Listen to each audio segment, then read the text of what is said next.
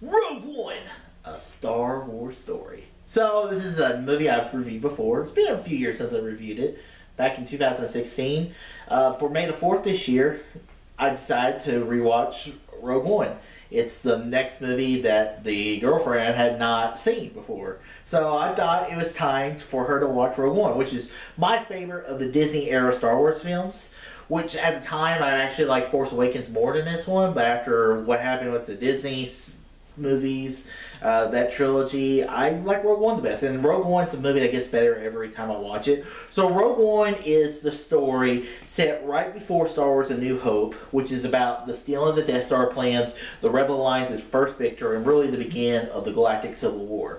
And you follow these characters of Jyn Erso, who is the daughter of Galen Erso. Galen Erso is a scientist, kind of like the Manhattan Project. Think of the Death Star as the nuclear bomb, and you have Galen Erso, who is kind of Richard Oppenheimer, and he kind of regrets his decisions of what he did, and it's like, hey, I want to make this right and try to do something about it.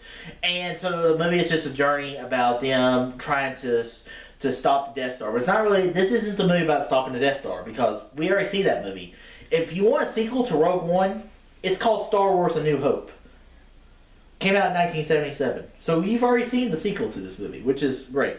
The cast is great. It feels very much like either like the Dirty Dozen or just a misfit gang of unlikely people, and then they have to go on a suicide mission to basically to do this. And the last act of this movie is so good. Like, when I remember seeing the movie originally in theaters, when the X-Wing pilots, Gold Leader, Red Leader show up, I was like, woo! And I was like that again. This movie's almost 10 years old, which really shocks me, because it doesn't feel like it was 10 years old. I still remember being in that theater going, woo! And then one of the coolest parts of the movie is the ending with Darth Vader. Absolutely, it's like a horror movie. Whenever he just slaughtering them all, you have the one guy who is trying to break the glider. Help us now! and then the movie kind of leads off into A New Hope.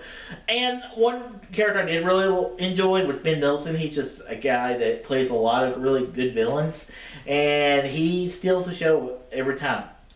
Rogue One is the Star Wars movie of the Disney era that is the best movie. Maybe eventually there'll be a better one in this one, but I enjoy watching Rogue One more than I enjoy watching any other ones. So it was good to rewatch Rogue One on May the 4th, and now it's time to go back to your normal programming and watching some back to normal movies and TV. So guys, what are your thoughts of Rogue One, a Star Wars story, wherever they are? Comment below. Let me know. And guys, if you like this video, click that thumbs up button, subscribe to see more, tell your friends about Easy Nation. May the Force be with you. Always.